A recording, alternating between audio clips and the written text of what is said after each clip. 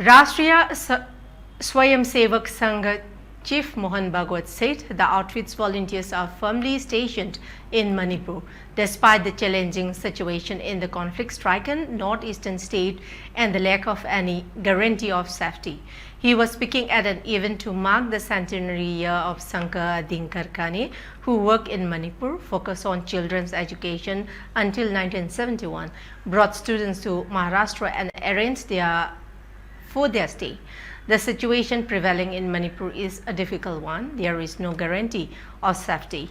The locals are doubtful about their security. For those who have gone there for business or social work, the situation is even more challenging. But even in such condition, the volunteers of the Sangha are firmly stationed, serving both factions and trying to pacify the situation, said Bhagwat.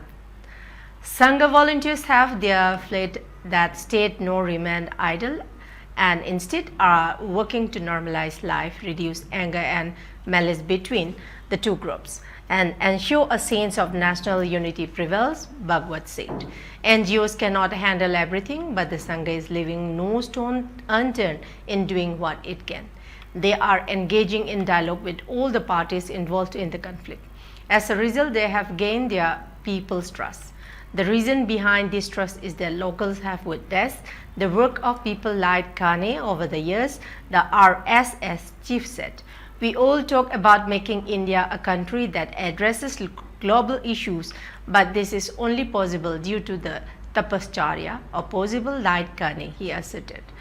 The Purvanchal region was known as the region of problems about 15 years ago, and some extremist groups even spoke the language of detaching sadism, but it did not happen and the region saw a turnaround, he said. A sense of swadharma prevailed among the people.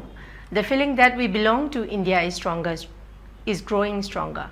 The disturbances we see in states like Manipur today are the handwork of some who want to create obstacles on the path to progress, but their plans will not succeed, he emphasized.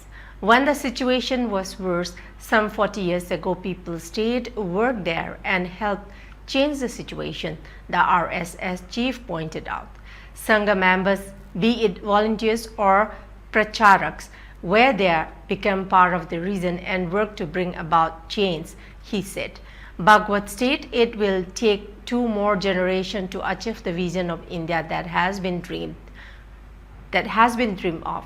Along the way, he will face hurdles from those who envy India's rise, but we must move forward, steering through this obstacle, he said.